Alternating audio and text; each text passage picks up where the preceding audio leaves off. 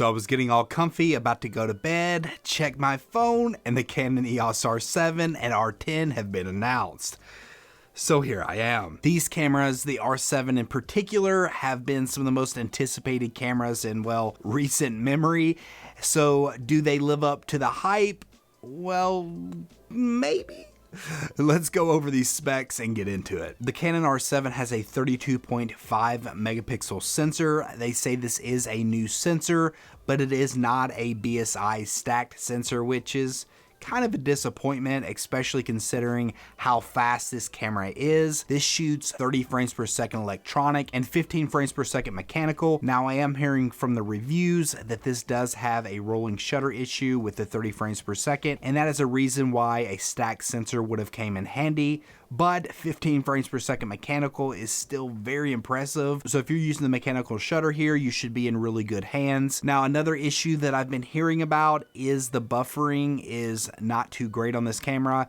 It does have 2 SD cards, so I don't expect it to be perfect, but I do wish they would have added a faster or better buffer into the camera.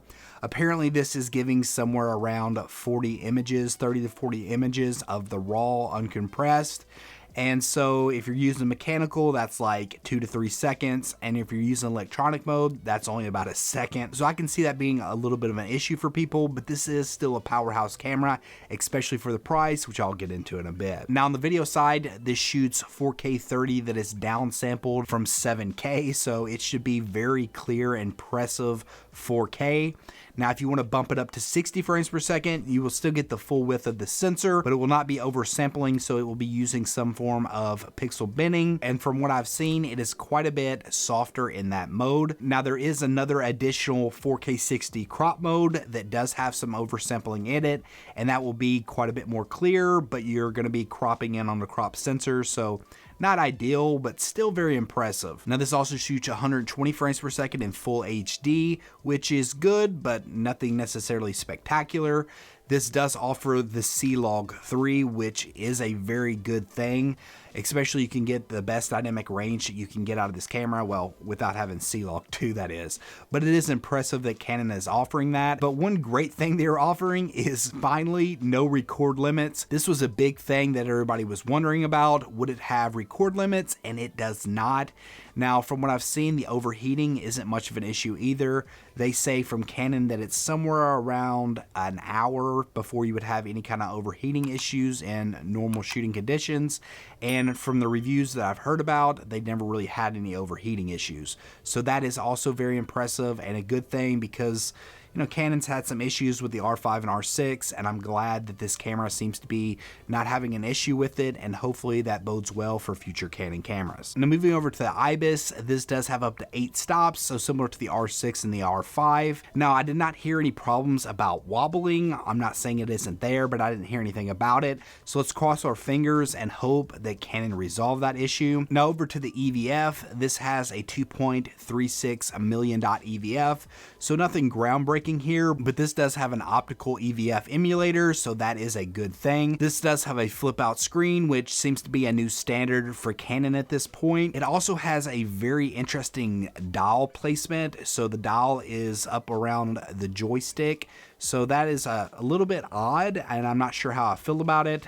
Some reviewers tend to like it and others do not, so I'm thinking it's going to be hit or miss. Maybe it's just a thing that people need to get used to, and it may be a new way of doing things. But as far as the R7 goes, those are the highlights, except, well, the other big highlight, which is it is only $1,500. And for a camera of this caliber, I do think that is very impressive. I do not think that Sony really has anything that competes with it right now. They do not seem to be focusing in on APS-C. I hope that they didn't give up completely because I think Canon really needs the competition and they need to go back and forth on each other. That sounds bad. But right now, Canon seems to have a winner on their hands at $1,500. Now, quickly going over to the Canon EOS R10, it has a 24.2 megapixel sensor, and it also has the same great autofocusing as the R7, which is something I failed to mention. It also has very great autofocus. It has human, animal, as well as vehicle tracking. Now this is a little bit lower end of a camera, so this only has 4K 30 at up to 8-bit, so it's not great. It doesn't have the C-Log 3 that the Canon R7 has, but I still think it is a deal in its price range. Now this will shoot up to 23 frames per second electronic and the same 15 frames per second mechanical, so it's still a very fast camera, but they did drop down to one SD card, and I hear that the buffering rate on this camera is a little bit worse than the R7. This has the same 2.36 million dot EVF, as well as a vari-angle touchscreen, but at a little less resolution than the R7. This is still a very solid camera, and it comes in at $980, so I think this is a very good entry level for a lot of people. Now both of these cameras have the RF mount, so you can use some of the incredible full frame lenses that have been coming out over the last few years, but these are smaller cameras, and they did release two APS-C lenses, the RF-S 18-45 f 4.5 to 6.3 for $300, and the RF-S 18-150 3.5 to 6.3 for $480. Now as of right now, B&H does not have an expected delivery date, so I'm not exactly sure when these things are coming out. I did hear in one of the reviews they said later this summer, so I'm not exactly sure when that will be. If I had to guess, maybe late June, but more than likely up until July before you get these cameras in your hands. Overall, I am very impressed by these cameras. I think they will be great for a lot of people, but drop the comment section below and let me know, are you impressed with these cameras? Were these what you were expecting? Did you expect more? Did you expect less?